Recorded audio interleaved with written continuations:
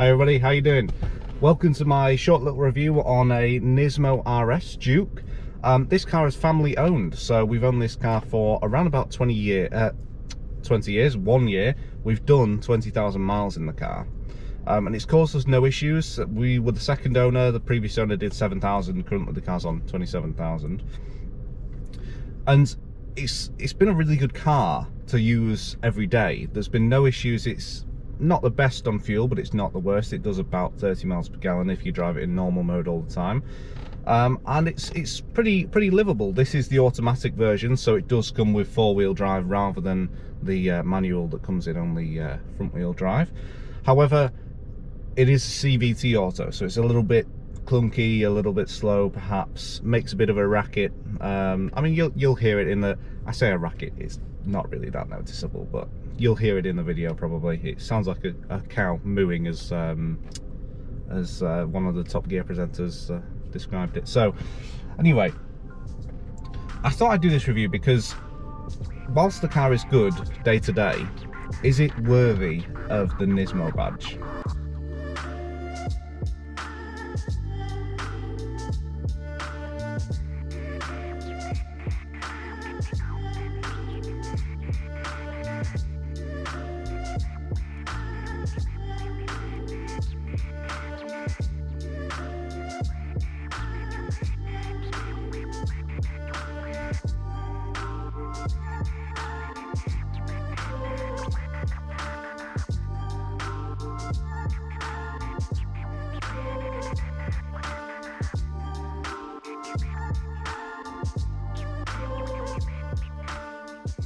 When you're driving normally, especially sort of slow speed acceleration, it's got plenty of punch to it. You know, it can move itself.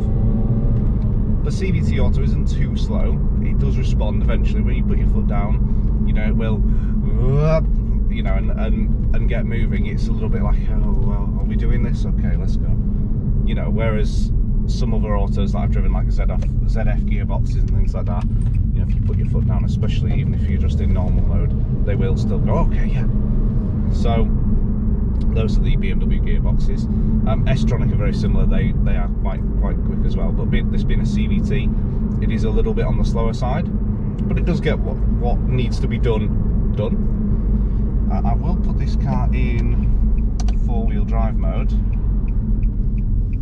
So we're locked in four-wheel drive right now.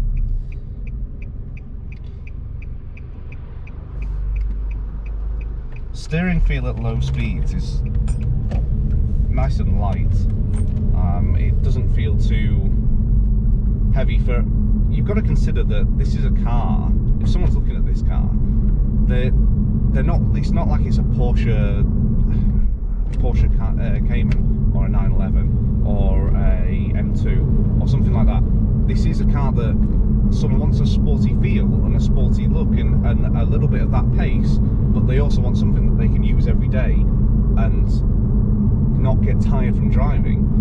And it definitely does achieve that, with the steering being slightly light at lower speeds, with the throttle response being quite forgiving. You know, you can put your foot down and eventually it will go, and when it does go, it does move.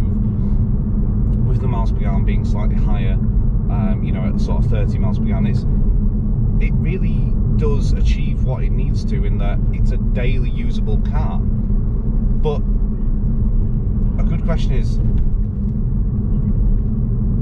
it fun on the back roads? Let's find out.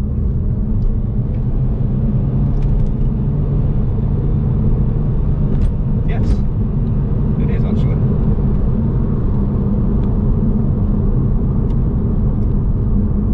I think we might have to overtake this slow BMW in front. We'll put it into sport mode, which heightens the throttle response. Actually, perhaps we won't overtake him because there's some roadworks ahead.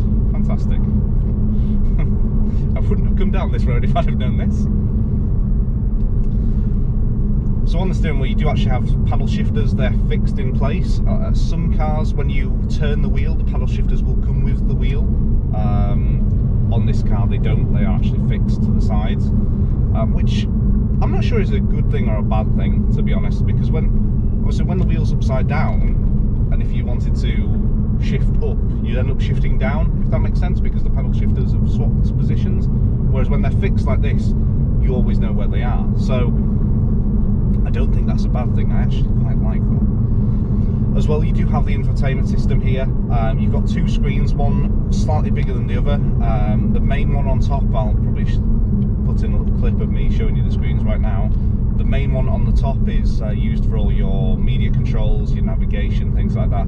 The one below shows you a boost gauge. In sport mode, when you're in normal, it shows you a torque gauge. And in eco, it shows you an eco rating, gives you out of 5 stars how you're doing. Usually my one gets about 3 or 4 stars. I don't know if that's good or not. You've also got, you know, your things like drive info, setup, eco info, and then you can press the climate button and it will swap you to the climate controls, which is quite a cool little system. I don't know how they've done that. They've got 2 buttons in one. You'll see that in the video. It's quite interesting. Definitely, because you still get the advantage of having slightly harder suspension on these back roads where it makes a difference to handling. So let's my foot down in eco. It does take a while to get up there, and then as soon as you let off the gas, it's eager to get to shift back up in the gears and get back to, you know, sort of 6th, 7th, 8th gear. So but if we put it into sport, let's see the difference there. We instantly get a change up from the what's going on here?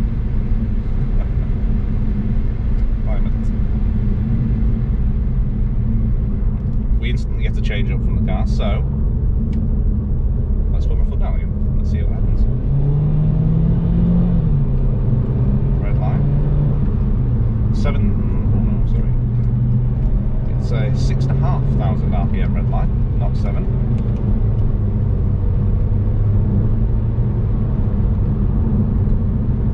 And if I put it into manual mode, now I have control of the shifts, so we'll shift up 6, 7, 8, so it's 8 speed, which does massively assist you with cruising on the motorway and things like that. So shift down.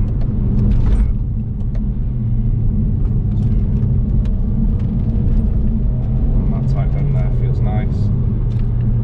One here. Let's see how this feels. Feels lovely around that. Really nice. Planted. And it shifts quite quickly actually in manual mode. It really does.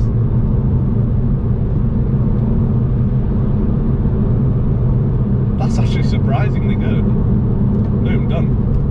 Huh. I'm actually quite impressed with that.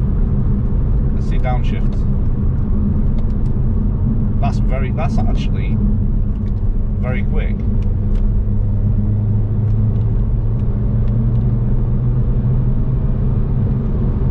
Because it does, when you're in auto mode, when you leave the gearbox in auto, it does sort of feel a little bit sluggish, but when you are in manual mode and use these paddle shifters, it's extremely quick.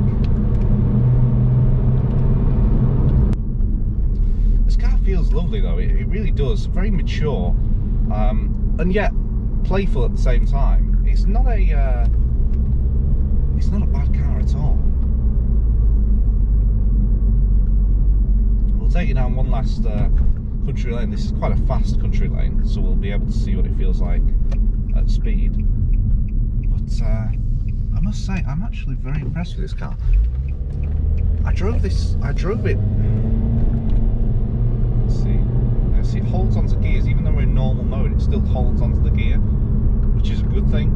You want it to do that, because otherwise it will feel like it's got no power to it. It needs to hold onto the gear so that you're in boost range for at least a small period of time, so that then you can get moving somewhere.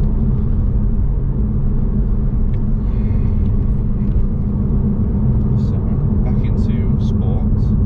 We'll leave it in auto mode.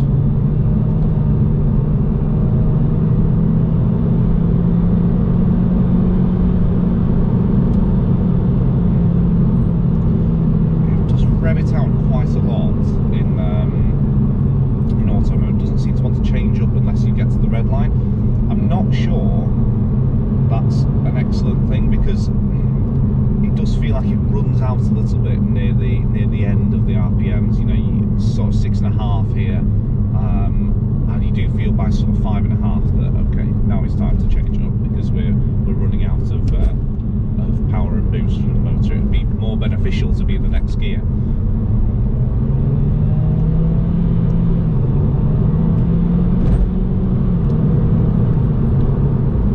It does change by 6, so it does kind of know that in a way, I suppose.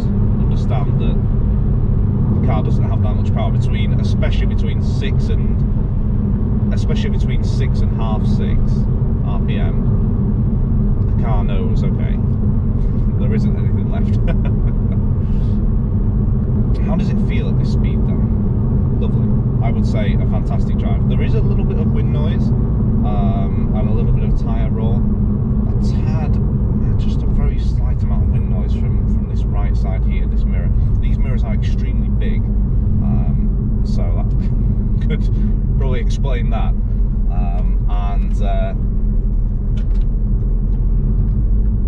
There is just a little bit of tyre roar, but other than that, I would say this is a very comfortable cruiser. And for the price that you pay for one of these in the UK now, these are sort of £13,000-14,000 for a decent one with low mileage. I mean, we bought this one for 14.5, I think it was, with 7,000 miles on it. That's very good. And they don't produce them anymore either, so I would imagine in a few years these will probably go up in value. But yeah, I think I'll pull over somewhere and get some final shots of the car.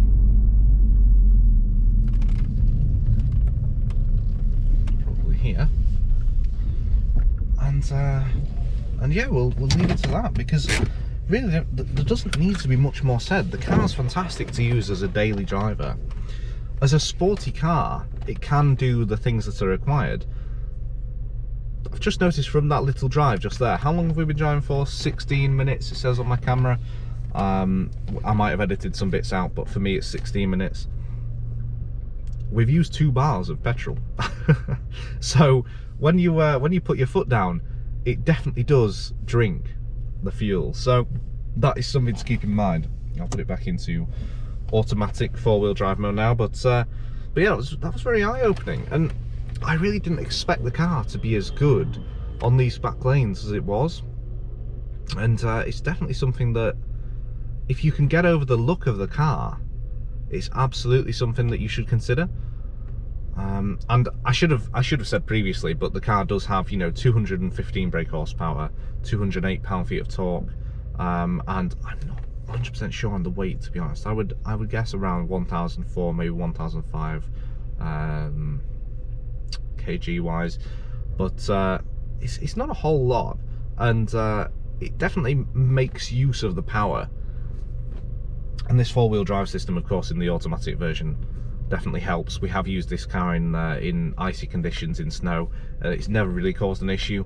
It's always been able to grip and go, and we do have quite good tyres on the vehicle, but it does seem to be able to hold its own. And yeah, so other things like the sound system, they work well. I spoke about the camera earlier. It's not that amazing. The resolution's pretty bad, and the screen is quite small as well, so you do just get a general idea of what's behind you. You do get the 360 camera, which is pretty good, but again, it's really small, and you can't enlarge them. Other than that, the display's okay. The actual quality of the inside here, it's nice. This car doesn't have the bucket seats, it has the normal seats, which I would say are the ones to get. The bucket seats can be quite uncomfortable. These are nice and padded and soft, and they are very good. It also has the heated seats, which are very strangely below the armrest. So if you want to turn your heated seats on and you have things in your armrest, you have to do that and let everything fly about in there. So probably not the best idea from Nissan, but that's where they are. So, you know, a high and low setting, just 2 settings for these, and the control is a little bit weird, but they do work, and they work quite well. Other than that, the actual quality of the interior, it's pretty bad, I'm not gonna lie. There's not much cushiness in here. You don't feel like you're in a £50,000 Mercedes. You feel like you're in a £15,000 Nissan. That is what it is. This sort of bit here, you do have Alcantara seats, an Alcantara / leather wrapped steering wheel with a centre marker, which is good. It works well, but all this is yes, the Alcantara is wrapped there, but that's hard plastic straight underneath that. There's no cushioning at all. Same with this. This is extremely hard plastic. Yeah, very brittle. The seats, like I say, are very good, but everything else, it does sort of make a bit of a racket. You know, you can see the actual, I don't know if you can see the door from there, but that is actually moving. So if you pull on this, it does. So you know, it's yeah, it's one of those cars where you're paying somewhat for the look of the car and the performance, even though that sounds weird because it is a Duke and they can be regarded as ugly, but you are paying for the look of the car, because it does look aggressive, and I actually think it looks quite good. I don't like the look of a normal Duke, but this one I do enjoy looking at, and I think you will too. So that really concludes the video. You know, thank you very much for watching. I hope this was informative, because there's not that many videos on these cars, especially in the automatic version. A lot of people do videos on the Nismo, but not the Nismo RS. So we'll leave it at that. But like I say, thank you very much for watching, and I hope to see you again in a future video, which I don't know what will be on, but I'll do it on something. Thanks very much. Bye bye.